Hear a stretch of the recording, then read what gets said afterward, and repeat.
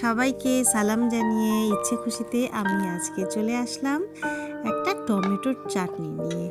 টমেটোর চাটনি তো আমরা সবাই খেয়েছি শীতকালে। এইবার শীতে আমি একটা অন্য ধরনের চাটনি বানালাম।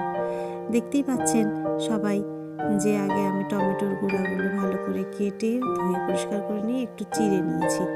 তারপরে কড়াইয়ে লবণ দিলাম আর সরষের তেল দিলাম আর একটু পর্যাপ্ত জল দিলাম, দিয়ে ঢাকা দিয়ে দিলাম। কিছুক্ষণ পরেই এই যে ঢাকাটা খুললেই দেখতে পাওয়া যাবে কেমন সেদ্ধ হয়ে এসছে, খোসাটা কেমন হালকা হয়ে ছেড়ে এসছে। আর এদিকে হামানদিস্তায় আমি দুটো কাঁচা লঙ্কা, 4টে রসুনের কোয়া আর একটা আদা দিয়ে একটু বেটে নিলাম।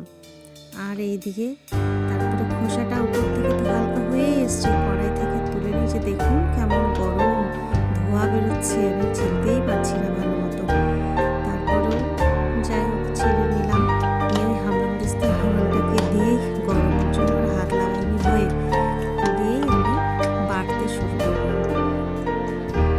এইভাবে কিছুক্ষণ যতটা পারা যায় তাকে থেতো করে নিলাম। থেতো করে নেওয়ার পরে আমি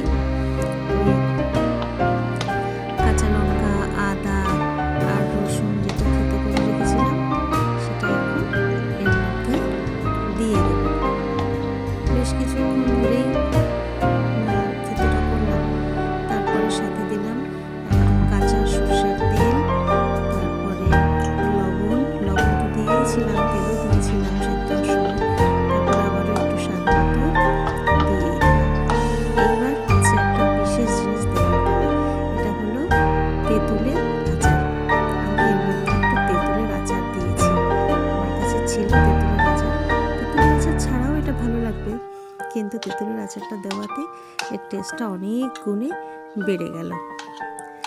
সুন্দর করে তেঁতুলের আচার দিয়ে মেখে নেওয়ার পরে আমি এখানে আর একটা জিনিস অ্যাড করলাম, সেটা হলো টেস্টের জন্য হালকা একটু চিনি, অল্প সামান্য চিনি।